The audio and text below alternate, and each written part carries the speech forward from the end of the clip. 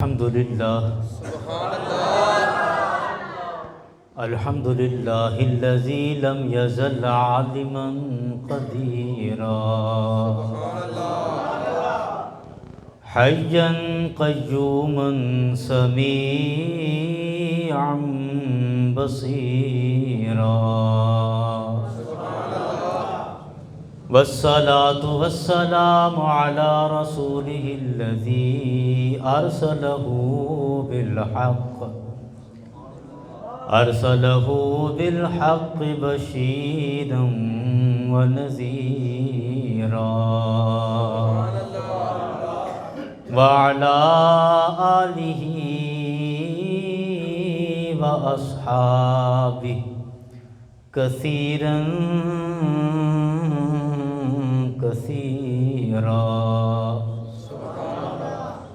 أما بعد فأعوذ بالله من الشيطان الرجيم بسم الله الرحمن الرحيم من ذا الذي يشفع عنده إلا بإذنه صدق الله العظيم وصدق رسوله النبي الكريم الأمين إن الله وملائكته يصلون على النبي يا أيها الذين آمنوا صلوا عليه وسلموا تسلیما. سب احباب مل کے پڑھ لیں. الصلاۃ والسلام علیک یا رسول اللہ، الصلاۃ والسلام علیک یا نبی اللہ، الصلاۃ والسلام علیک یا نبی اللہ وعلی آلک واصحابک یا رحمۃ للعالمین. نعت شریف کے 2 اشعار آپ میرے ساتھ مل کے پڑھ لیں، ذرا ذوق بن جائے گا، پھر میں بات کو شروع کروں گا. اعلیٰ حضرت رحمۃ اللہ علیہ کا خالصتاً سرکار کی نعت اور سرکار کی تعریف میں لکھا ہوا یہ کلام ہے. ایک ایک لفظ بڑا خوبصورت ہے.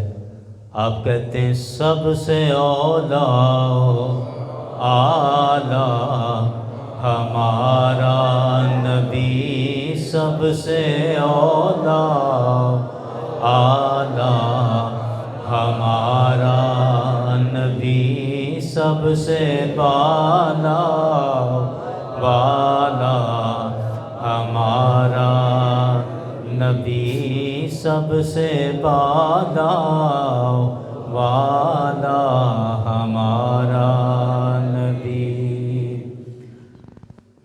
خلق سے اولیاء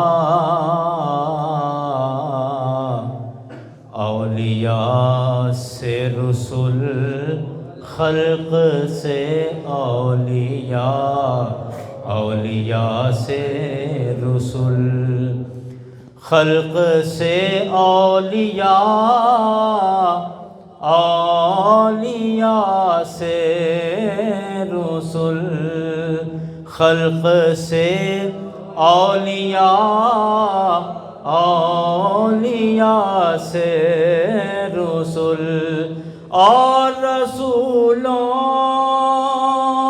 سے اعلیٰ ہمارا نبی، سب سے اولیاء اعلیٰ ہمارا نبی، سب سے بالا والا. اور جیسے سب کا خدا ایک ہے، ویسے ہی جیسے سب کا خدا ایک ہے، ویسے ہی جیسے سب کا خدا ایک ہے، ویسے ہی جیسے سب کا خدا ایک ہے، ویسے ہی ان کا ان کا تمہارا ہمارا نبی سب سے اولا اعلیٰ، ہمارا نبی سب سے بالا والا، ہمارا نبی سب سے اولا اعلیٰ، ہمارا نبی۔ حمد و ثنا کے بعد واجب الاحترام یاران گرامی سامعین حاضرین،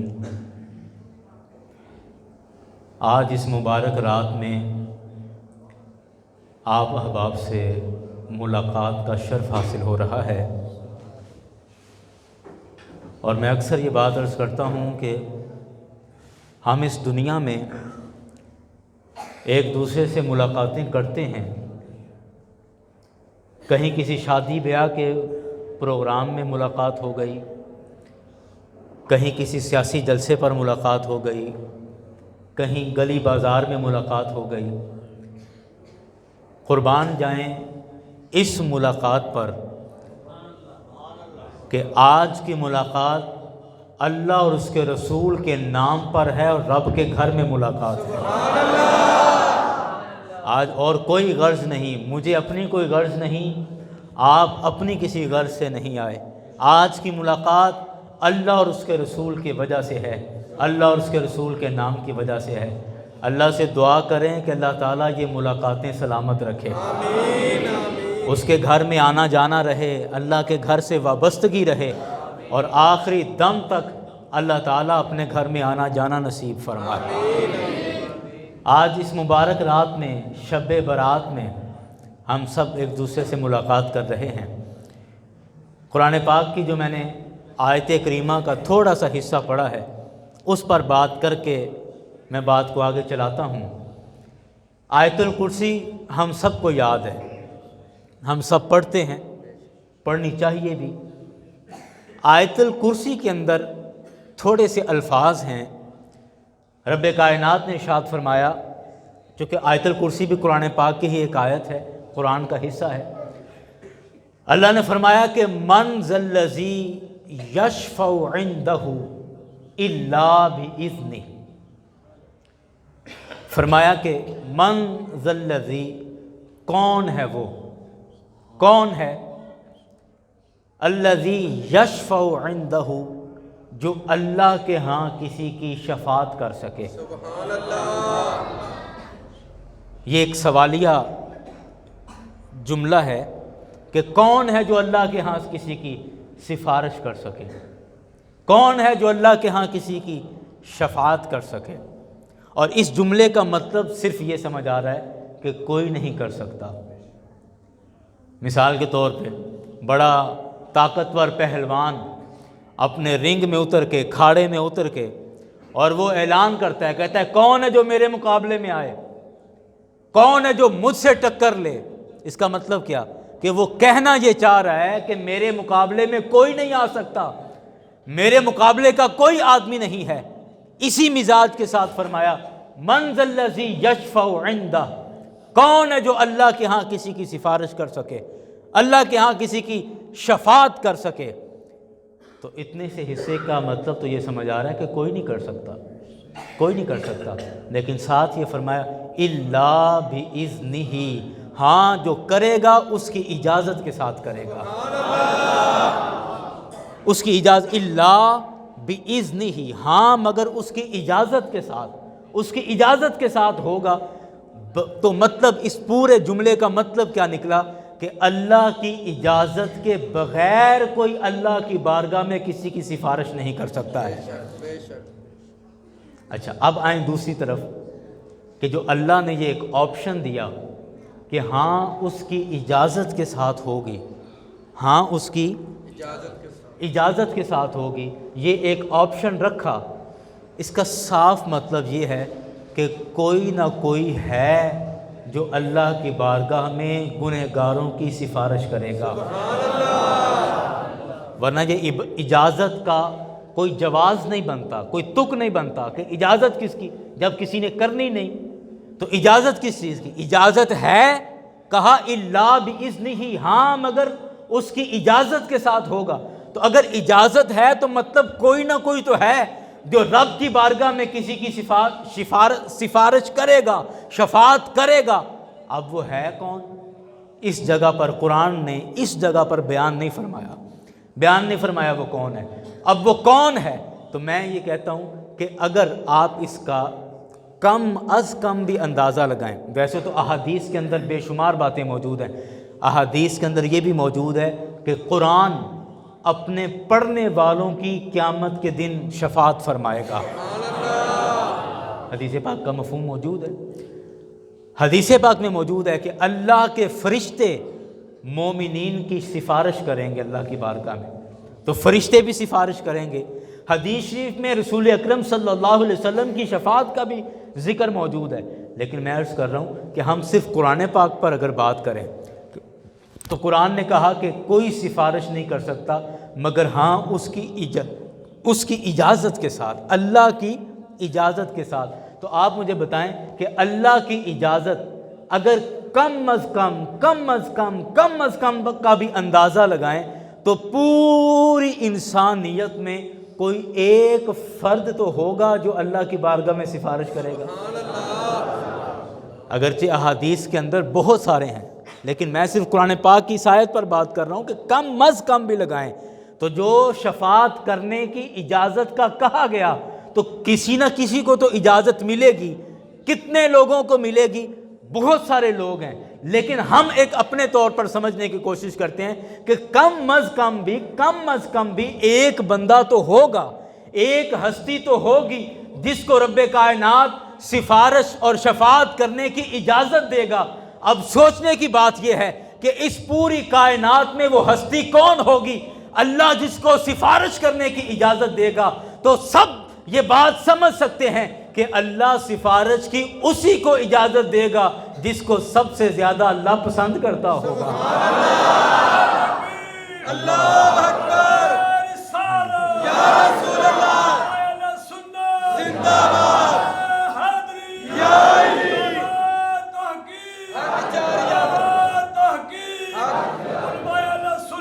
زندہ باد۔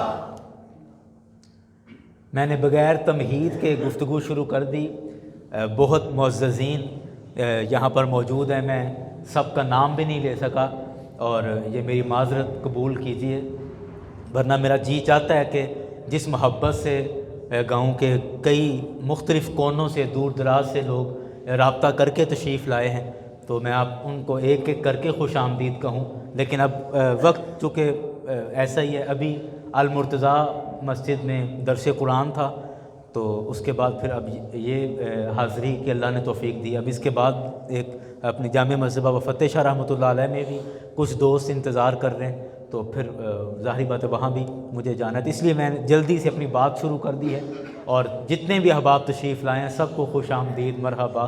اللہ کریم کی بارگاہ میں سب کے نام درج ہیں، سب کو اس کی جزا ملے اور اللہ تعالیٰ مجھے آپ سب کو اس پر جزائے خیر عطا فرمائے۔ میں بات عرض کر رہا تھا کہ اگر ایک بندے کو بھی شفاعت کی اور سفارش کی اجازت دی جائے، ایک بندے کو بھی، تو وہ کون ہوگا؟ تو ظاہری بات ہے وہی ہوگا جس کو اللہ سب سے زیادہ چاہتا ہوگا، جس کو رب نے سب سے زیادہ چاہا ہوگا۔ اور رب نے سب سے زیادہ کس کو چاہا ہوگا؟ جس کو سب سے پہلے بنایا ہوگا، جس کو تمام نبیوں کا سردار بنایا ہوگا۔ میں کہتا ہوں اگر ساری روئے زمین پر صرف ایک ہستی کو اللہ کی بارگاہ میں سفارش کرنے کی اجازت دی جائے تو پوری انسانیت میں اگر ایک ہستی نکالی جائے تو وہ میرے اور آپ کے آقا حضرت محمد مصطفیٰ صلی اللہ علیہ وسلم کی ذات انور ہو، کیونکہ اللہ تعالیٰ نے آپ سے بڑھ کر اور آپ سے افضل کوئی اور بنایا ہی نہیں، آپ سا دونوں جہاں میں نظر آیا ہی نہیں، کیونکہ اللہ نے کوئی اور بنایا ہی نہیں۔ اللہ اکبر، اللہ اکبر۔ تو یاران گرامی، بات کیا سمجھ آئی کہ رسول اکرم صلی اللہ علیہ وسلم کی شفاعت یا اللہ کی بارگاہ میں اللہ کے مقربین، اللہ کے برگزیدہ اور نیک سرکار کی امت یا مومنین کے لیے سفارش کریں گے، اللہ کی بارگاہ میں شفاعت کریں گے۔ یہی نسبت آج کی رات کی ہے۔ آج یہ رات شب برات ہے، اور شب کا معنی رات ہے، اور برات کہتے ہیں بری ہونے کی رات، کہ آج کی رات آزاد ہونے کی رات ہے، آج کی رات بری ہونے کی رات ہے۔ تو مجھے بتائیں کہ آج کی رات کس سے آزاد ہوں گے؟ آج کی رات ہم اپنے گناہوں سے آزاد ہوں گے اللہ کی توفیق سے۔ آج کی رات گناہوں سے بری ہونے کی رات ہے۔ آج کی رات اپنی غفلتیں اور سستیاں ختم کر دینے کی رات ہے۔ آج کی رات رب کی بارگاہ میں جھک جانے کی رات ہے۔ آج کی رات توبہ کی رات ہے۔ آج کی رات اپنے رب سے وعدہ کر لینے کی رات ہے، اور آج کی رات اپنے رب سے راز و نیاز کی باتیں کرنے کی رات ہے۔ آج کی رات اپنے رب سے گفتگو کرنے کی رات ہے۔ یاران گرامی، توبہ تسبیح نکالنے کا نام نہیں ہے کہ تسبیح پکڑ کے توبہ توبہ توبہ توبہ ہم کرتے رہیں تو شاید یہ توبہ ہو جائے گی، ایسا نہیں ہے۔ یا توبہ استغفار کرنے کا، استغفار کی تسبیح نکالنے کا نام توبہ نہیں ہے کہ استغفر اللہ استغفر اللہ استغفر اللہ کہتے رہے تو شاید توبہ ہو گئی، اور توبہ اسی چیز کا نام ہے کہ استغفار کے ہم نے تسبیح نکال لی۔ نہیں، یہ بھی توبہ نہیں ہے۔ توبہ کسے کہتے ہیں؟ توبہ کا مطلب ہے، لفظی معنی ہے اللہ کی طرف رجوع کر لینا، لوٹ جانا، پلٹ جانا رب کی طرف۔ اور توبہ کا مفہوم کیا ہے، مطلب کیا ہے؟ کہ جب انسان کا دل اس کو دستک دے اور دل کہے کہ بڑی زندگی گزر گئی ہے، بڑا کچھ ہو گیا ہے، بڑی خطائیں، بڑی غفلتیں ہو گئیں، اب وقت آ گیا ہے کہ اپنے رب کے حضور جھکا جائے، اپنے رب کی بارگاہ میں پلٹ آنے کا وقت آ گیا ہے، رب کے حضور واپس آ جانے کا وقت آ گیا ہے۔ میں یہاں آپ کو ایک مثال دیتا ہوں کہ ہم انسان، جتنے بھی انسان ہیں، ہم زمینی مخلوق نہیں ہیں۔ اگرچہ ہم زمین پر رہ رہے ہیں، لیکن ہم زمینی مخلوق نہیں ہیں۔ اللہ تعالیٰ نے آدم علیہ السلام کو جنت میں بنایا تھا، حضرت حوا علیہ السلام کو جنت میں بنایا تھا۔ ہماری بناوٹ، ہمارا ڈیزائن دنیا کا نہیں ہے، ہم جنت کے اندر بنائے گئے ہیں، اور اس کے بعد ہمیں دنیا میں بھیجا گیا ہے، ورنہ ہم زمین کی مخلوق نہیں ہیں۔ اور پھر جب ہمیں دنیا میں بھیجا تو ساتھ ہمیں ہدایتیں بھی دے دیں کہ یہ اچھے کام ہیں اور یہ برے کام ہیں، یہ کام کرتے رہنا، تم واپس پھر اپنے اصل ٹھکانے پر آ جاؤ گے، واپس پھر اپنے اصل مقام پر آ جاؤ گے، اپنے وطن اصلی میں واپس آ جاؤ گے، اصل وطن اور اصل ملک اور اصل جگہ پر واپس آ جاؤ گے۔ یہ ہدایت کے رستے پر چلتے رہنا۔ اور دوسرا رستہ وہ بھی بتا دیا کہ یہ برائی کا رستہ ہے، کہ جس برائی کے رستے پر چل کر تم دنیا کے اندر بھی رسوا ہوگے اور آخرت میں بھی تمہیں تمہارا گھر نہیں ملے گا، دنیا کے اندر بھی ذلیل ہو جاؤ گے اور آخرت کے اندر بھی بے گھر ہوگے، اپنے گھر نہیں پہنچ سکتے، جہنم میں جاؤ گے، جبکہ جنت تمہارا اپنا گھر ہے، تمہارا پہلا گھر جنت ہے، اور دنیا میں آئے ہو تو واپس پلٹ کر تم نے اسی طرف لوٹ کر جانا ہے۔ اور توبہ کا معنی بھی لوٹنا ہے، توبہ کا معنی بھی لوٹ جانا ہے۔ تو اللہ کی بارگاہ میں توبہ کرنے کا مطلب کیا؟ مطلب یہ ہے کہ انسان اپنے گناہوں پر شرمندہ ہو کر، نادم ہو کر کہ یا اللہ تیرا کھا کھا کر تیری نافرمانی کرتے رہے ہیں، رزق بھی تیرا کھایا ہے اور نافرمانیاں بھی تیری کی ہیں، کھایا بھی تیرا ہے اور اکڑے بھی تیرے آگے ہیں، کھایا بھی تیرا ہے، منہ بھی تجھی سے موڑے رکھا ہے، لیکن یا اللہ اب میں نے اپنے آپ کو پیش کر دیا ہے، میں حاضر ہو گیا ہوں، اپنے آپ کو میں نے سرنڈر کر دیا ہے، یا اللہ میرے ہاتھ کھڑے ہو گئے، اب میں تیری بارگاہ میں نے اپنے آپ کو پیش کر دیا، میں اپنی سابقہ زندگی پر، اپنے پچھلے گناہوں پر تیری بارگاہ میں سچی توبہ کرتا ہوں، اور تیری ذات کے ساتھ میں وعدہ کرتا ہوں، زبان دیتا ہوں، وعدہ کرتا ہوں کہ آج کے بعد میں اپنی زندگی ویسے گزاروں گا جیسا تیرا حکم ہے، ویسے ایک ایک قدم میرا اٹھے گا جیسا تیرے حبیب کا حکم ہے۔ آج کے بعد میں اپنی زندگی تیری اور تیرے حبیب کے حکم کے مطابق گزارتا چلا جاؤں گا۔ جب انسان اس بات کا وعدہ اپنے رب سے کر لیتا ہے، اللہ پچھلے گناہوں کو معاف کر دیتا ہے اور آئندہ کے لیے بہترین رستہ اس کا منتخب کر دیتا ہے۔ اسی بات کو علماء نے توبہ کہا ہے، یہی سچی توبہ ہے۔ تو خالی توبہ تسبیح نکالنے کا نام نہیں، بلکہ توبہ ایک ایگریمنٹ ہے، اللہ تعالیٰ سے ایک معاہدہ ہے، ایک وعدہ ہے کہ آپ اپنے رب کو زبان دیں۔ اللہ اکبر، اللہ اکبر۔ ہمارے نوجوانوں میں اللہ تعالیٰ سب کو محفوظ رکھے، لڑائی جھگڑا بہت زیادہ ہے، گلی محلوں میں لڑائیاں ہو جاتی ہیں، جھگڑے ہو جاتے ہیں، اور لڑائی کے دوران بعض دفعہ غصے میں کہہ دیتے ہیں کہ بس تو میرے قابو آ، میں تیری ٹانگ توڑ دوں گا، تیرا سر پھوڑ دوں گا، غصے میں کہہ دیتے ہیں۔ بیچ میں کوئی اور لوگ آئے، کرا کے صلح کروا دی، چھڑوا دیا، وہ اپنے گھر چلے گئے، وہ اپنے گھر۔ اب بعض دفعہ غصہ اس قدر زیادہ اور سخت ہوتا ہے کہ بندہ گھر جا کے بھی کہتا ہے کہ نہیں، اب میں نے کہہ دیا ہے، اب میں اس کا نقصان کر کے ہی چھوڑوں گا، اب میں بس موقع تلاش کروں گا کہ یہ کب میرے قابو آتا ہے۔ اب سارے اس کو سمجھاتے ہیں کہ بھائی چھوڑ دے، ہو گئی بات جو ہونی تھی، وہ چلا گیا اپنے گھر، بات ختم ہو گئی، غصہ تھوک دے، بس کر۔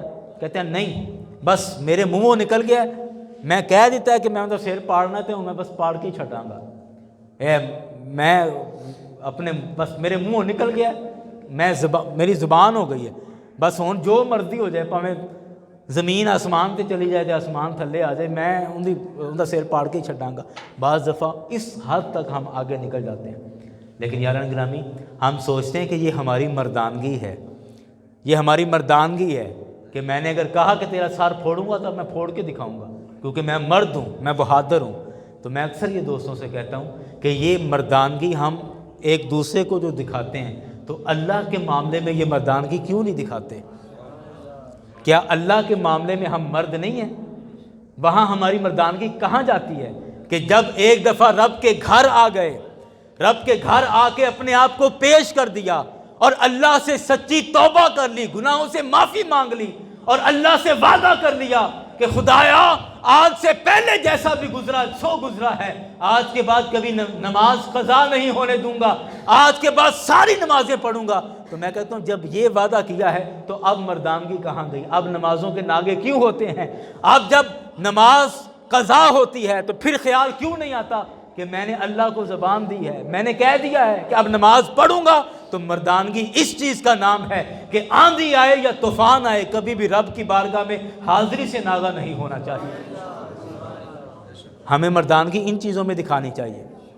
مردانگی یہ ہو کہ میں اپنے رب سے وعدہ کر چکا ہوں کہ آج کے بعد شراب نہیں پیوں گا، تو اب جو مرضی ہو جائے، دوست لا کے پیش بھی کرتے رہیں تو بندہ کہے نہیں، میں اپنے رب سے وعدہ کر چکا ہوں، زبان دے چکا ہوں۔ مردانگی یہ ہے کہ ساری زندگی کبھی شراب کو ہاتھ بھی نہ لگائے۔ یہ مردانگی اس چیز کا نام ہے، مردانگی اس چیز کا نام ہے کہ اپنے رب سے وعدہ کر لیا تو ساری زندگی ڈٹ جائے اس وعدے پر، اس توبہ پر ڈٹ جائے کہ بس میری زبان ہو گئی ہے میرے رب سے۔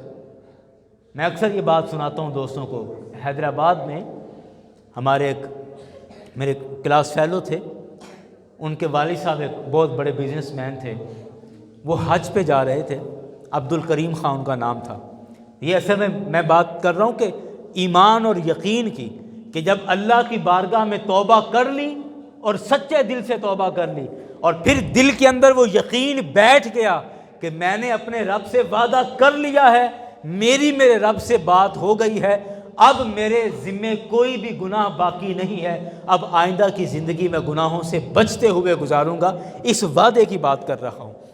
تو مجھے وہ چونکہ حج پہ جا رہے تھے تو مجھے سعودی عرب سے کچھ کتابیں منگوانی تھیں، تو میں نے ان کو، وہ ایک کتاب تھی الکتب الستہ فی مجلدۃ واحدہ، عربی کی بڑی مشہور کتاب ہے وہ، صحاح ستہ کے اس میں احادیث ہیں، تو میں نے ان کو نام لکھ دیا کہ یہ مجھے آپ جائیں گے وہاں تو وہاں سے میرے لیے لیتے آئیے گا۔ اس نے کہا ٹھیک ہے، وہ کتاب لے آیا۔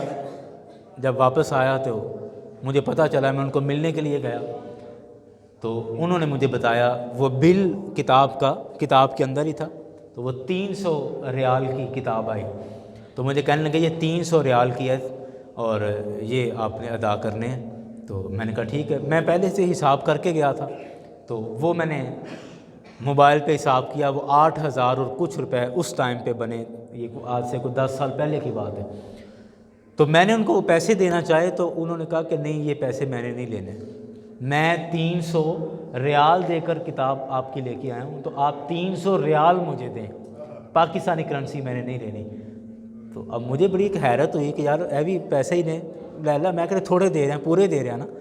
تو اس نے کہا کہ نہیں، میں نے کہا چلو ٹھیک ہے، میں پھر آپ کو ریال لا کے دوں گا، اور میرے ذہن میں یہ فطور تھا، میں نے کہا تھا 2-4 دن میں نہیں جاؤں گا تو خود ہی بلا لے گا، کہے گا کہ چل جڑے ہے یہ لے آ، میرے ذہن میں یہ بات تھی۔ تو خیر میں وہ واپس آ گیا، وہ پیسے جو تھے وہ امانتاً میں نے رکھ دیے کہ یہ اس کتاب کے۔ 1 ہفتے بعد اس کا فون آیا، آپ آئے نہیں، تو میں نے کہا مجھے پتہ ہی نہیں ریال کہاں سے ملتے ہیں، میرے لیے ظاہری بات ہے یہ شہر نیا ہے، میں تو شہر نہیں جانتا، تو میرے پاس یہی پیسے ہیں، تو آپ چینج کروا لینا، خود ہی کروا لینا۔ کہتا چلو ٹھیک ہے آ جاؤ۔ میں پھر دوبارہ گیا، انہوں نے اپنے بڑے بیٹے کو میرے ساتھ بھیجا اور کہنے کا فلاں جگہ سے آپ پیسے چینج کروا کے لاؤ، پیسے چینج کرا کے گئے، وہاں پہ ہو گئے، 300 ریال لے آیا، لا کے میں نے نا تھوڑا غصے کے ساتھ بھی اور تھوڑا مذاق کے ساتھ بھی کہا کہ یہ لیں حاج صاحب آپ کے 300 ریال آ گئے ہیں۔ تو وہ ہنس پڑے، کہنے مجھے پتا تمہیں غصہ آیا ہوگا لیکن بیٹھو۔ مجھے بٹھایا، کہنے لگے کہ میں آپ کو وجہ بتاتا ہوں کہ میں نے آپ سے یہ کیوں کہا۔ کہتے میں نے کچھ ریال پاکستان سے خریدے تھے اور کچھ ریال میں نے سعودیہ جا کے خریدے تھے۔ جو پاکستان سے میں نے ریال لیے وہ مجھے 28 روپے کا 1 ریال ملا تھا۔ تو میں نے کہا ٹھیک ہے۔ کہنے لگے جو میں نے سعودی عرب سے جا کے ریال خریدے ہیں وہ مجھے 29 روپے کا 1 ریال ملا ہے۔ تو میں نے کہا ٹھیک ہے۔ کہنے لگے اب مجھے یاد نہیں کہ آپ کی کتاب میں نے پاکستان والے ریال سے خریدی ہے یا سعودی عرب والے ریال سے خریدی ہے۔ فرق صرف 1 روپے کا ہے، فرق صرف 1 روپے کا، کہ یہ 28 کا تھا وہ 29 کا تھا۔ کہنے لگے کہ بس یہ 300 ریال ہے تو 300 روپے کا فرق آئے گا، یا میرا 300 آپ کی طرف چلا جائے گا یا آپ کا 300 میری طرف آ جائے گا۔ کہنے لگا اگر میرا 300 آپ کی طرف چلا جائے تو کوئی حرج نہیں، آپ میرے بیٹے کی طرح ہو، لیکن اگر اللہ نہ کرے آپ طالب علم ہو، دین کے طالب علم ہو، آپ کا 300 اگر میری طرف آ گیا تو میں نے سرکار کی حدیث سنی ہے کہ جس نے حج کیا اللہ تعالیٰ اس کے پچھلے سارے گناہ معاف کر دیتا ہے، اور مجھے اس وقت 100% یقین ہے کہ میرے ذمے میں ایک بھی گناہ نہیں ہے، میں بالکل گناہوں سے صاف بیٹھا ہوا ہوں، اس لیے میں کبھی بھی ایک بھی ایسا عمل اور ایسی حرکت نہیں کروں گا کہ 10-20 روپے کا گناہ بھی میرے ذمے آئے۔ مجھے یقین ہو گیا کہ میرے سارے گناہ معاف ہو گئے ہیں، اب آئندہ کی ساری زندگی میں گناہوں سے پاک اور صاف گزارنا چاہتا ہوں۔ اس لیے میں نے کہا کہ میں نے ریال دیے تھے تو مجھے ریال ہی دے دو۔ یار جب اس کی میں نے یہ بات سنی تو میں اپنے تائیں بڑا شرمندہ ہوا کہ میں تو کچھ اور سوچ رہا تھا کہ یہ خام خواہ مجھے تنگ کر رہا ہے، شاید پریشان کر رہا ہے، لیکن اتنا یقین اللہ کی ذات پر، اس قدر یقین کامل جب انسان کا ہو جائے کہ میں نے آج کی رات یہ شب برات میں نے اللہ کے گھر میں توبہ اور استغفار میں گزاری ہے، اور میرے رب کے ساتھ آج وعدہ ہو گیا ہے، میں نے رب کے ساتھ زبان کر لی ہے آج کے بعد گناہوں سے بچوں گا، تو اس بات کا یقین ہو جانا کہ صبح اٹھا ہوں تو اب میرے ذمے کوئی بھی گناہ نہیں ہے، میرے نامہ اعمال گناہوں سے پاک ہے، اب بقیہ زندگی میں نے اللہ اور اس کے رسول کے حکم کے مطابق ساری گزارنا۔ اس چیز کو توبہ کہا جاتا ہے۔ توبہ اس ایگریمنٹ کا نام ہے، توبہ اس معاہدے کا نام ہے، اس زبان کا نام ہے۔ اور آج کی رات توبہ کی رات ہے۔ رسول اکرم صلی اللہ علیہ وسلم نے فرمایا کہ شعبان کی 15ویں رات، یعنی جو آج کی رات ہے، اللہ تعالیٰ اپنی شان کے لائق آسمان دنیا پر جلوہ فرماتا ہے، اور یہ اعلان کیا جاتا ہے کوئی بخشش مانگنے والا کہ میں اس کی بخشش کر دوں؟ سبحان اللہ۔ ہے مجھ سے کوئی رزق مانگنے والا کہ میں اس کو رزق دوں؟ اور ہے کوئی مجھ سے مغفرت طلب کرنے والا کہ میں اس کو بخش دوں؟ یاران گرامی، ہم ساری زندگی توبہ توبہ کرتے رہیں، ساری زندگی رب سے مانگتے رہیں، لیکن ممکن ہے کہ ساری زندگی کی توبہ اور استغفار کے بعد بھی رب معاف نہ کرے، رب معاف نہ کرے، ممکن ہے۔ لیکن آج کی رات وہ ہے کہ خود رب کی طرف سے یہ آواز دی جا رہی ہے، آج کی رات خود رب کی طرف سے یہ آواز، یہ صدا آ رہی ہے کہ آج دن ہے، مانگ لو، آج بخشش کی رات ہے، بخشش طلب کر لو، آج رزق دینے کی رات ہے، رزق مانگ لو، آج مغفرت کی رات ہے، مغفرت طلب کر لو۔ آج کی رات یہ 100% یقین اور امید ہے کہ آج کی رات جب رب کی بارگاہ میں توبہ کے لیے اپنے آپ کو پیش کر دیں گے، بھلے پچھلی ساری زندگی بھی توبہ کرتے رہے، پتہ نہیں توبہ رب کی بارگاہ میں قبول ہوئی ہے یا نہیں ہوئی، لیکن آج کی رات جس نے سچے دل سے توبہ کر لی اس کو اس بات کا یقین کر لینا چاہیے کہ آج کی رات اللہ نے اس کے گناہوں کو معاف کر دیا، سبحان اللہ۔ اور آج کی رات اس کی توبہ قبول ہو گئی ہے۔ اس لیے اس رات کو باتوں میں ضائع نہ کریں، اس رات کو قصے کہانیوں میں ضائع نہ کریں، اس رات کو ادھر ادھر کھانے پینے میں ضائع نہ کر دیں۔ یہ بھی ہمارے ہاں بڑا المیہ ہے کہ ایسی عبادت والی راتیں، یہ خاص ایسی مغفرت والی راتیں، ہم اس میں کھانے پینے کا اتنا انتظام کر دیتے ہیں، کہیں کچھ بنائے، کہیں کچھ پکائے، کہیں کچھ بن گیا، اتنے کھانے پینے کے لوازمات کہ ہم رات کا اکثر حصہ کھانے پینے میں ضائع کر دیتے ہیں، اور وہ توبہ کے لمحے ہم گنوا بیٹھتے ہیں، توبہ کے لمحے ضائع کر بیٹھتے ہیں۔ اس وجہ سے آج کی رات کو ضائع نہ کریں، کسی صورت بھی ضائع نہ کریں۔ کتنے لوگ تھے جو پچھلی شب برات پہ ہمارے ساتھ تھے، لیکن آج اس سال وہ ہمارے ساتھ نہیں ہیں، اور آج جتنے ہم آج کی رات اس مسجد میں بیٹھے ہیں، پتہ نہیں کہ اگلے سال ہم میں کون ہوگا اور کون نہیں ہوگا۔ اس لیے آج موقع ہے، اس موقع کو ضائع نہ کریں، اپنے رب کو منا لیں، اپنے رب سے صلح کر لیں، اور اپنے رب سے توبہ اور استغفار طلب کر لیں، سچی توبہ کر لیں۔ اور میرے کریم آقا صلی اللہ علیہ وسلم دعا فرمایا کرتے تھے کہ یا اللہ یا مصرف القلوب صرف قلوبنا علی طاعتک، کہ اے دلوں کے بدل دینے والے، ہمارے دلوں کو اپنی فرما برداری کی طرف بدل دیں۔ تو یہ دعا کریں کہ یا اللہ ہمیں اپنا فرما بردار بنا، اپنے اور اپنے حبیب علیہ السلام کے احکامات پر عمل کرنے والا بنا۔ یہی زندگی ہے۔ یقین کریں ہم میں یہاں اس وقت 60 سال کی عمر کے لوگ بھی بیٹھے ہیں، 70 سال کی عمر کے لوگ بھی بیٹھے ہیں۔ آپ کبھی ان لوگوں سے تنہائی میں پوچھ لیں کہ 70 سالوں میں کیا کر لیا ہے؟ 70 سال زندگی گزار لی، 60 سال زندگی گزار لی، کیا کر لیا؟ تو آپ کو یقین کریں یہ بزرگ یہی کہیں گے کہ پتہ ہی نہیں چلا کہ 70 سال کیسے گزر گئے ہیں، پتہ ہی نہیں چلا کہ 60 سال کیسے گزر گئے ہیں۔ یقین کریں زندگی گزر رہی ہے، سانسوں کی آمد و رفت چل رہی ہے، یہ نہیں رکیں گے، یہ آنے ہیں، یہ چلتے رہنے۔ میں اکثر اس کی ایک برف کے ساتھ مثال دیتا ہوں کہ ہماری زندگی کی مثال ایک برف کی ہے، برف کی مثال ہے، اور برف والے کی برف اگر موقع پر نہ بکے تو بجائے نفع کمانے کے وہ اپنا اصل مال ہی ضائع کر بیٹھتا ہے۔ آپ جانتے ہیں نا کہ کپڑے والے کا کپڑا آج نہیں بکا تو کل بک جائے گا، پرسوں بک جائے گا، اگلے ہفتے بک جائے گا، لیکن برف والا ایسا دکاندار ہے کہ اگر عین موقع پر اس کا سامان نہ بکا تو بجائے منافع کمانے کے وہ اپنا اصل مال ہی سارا ضائع کر دے گا۔ تو اسی طرح برف کی مثال ہماری ہے کہ جیسے قطرہ قطرہ برف پگھلتی جا رہی ہے، ایسے ہی ایک ایک سانس کر کے ہماری زندگی بھی ختم ہوتی جا رہی ہے، زندگی ختم ہو رہی ہے، زندگی پوری ہو رہی ہے۔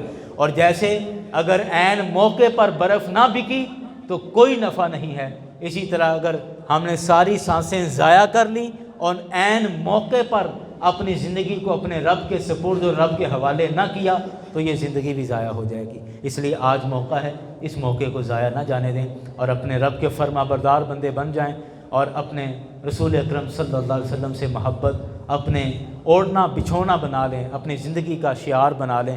انشاءاللہ یہ دو ایسی سندیں ہیں، اللہ اور اس کے رسول کی دو ایسی سندیں ہیں کہ جو دنیا میں بھی ہمیں سرخ رو کر دیں گی، انشاءاللہ قبر میں بھی خیر ہوگی اور انشاءاللہ میدان محشر میں بھی خیر ہوگی۔ اللہ کریم کی بارگاہ میں دعا ہے کہ رب کائنات ہم سب کو اپنے گناہوں سے سچی توبہ کرنے کی توفیق نصیب فرمائے۔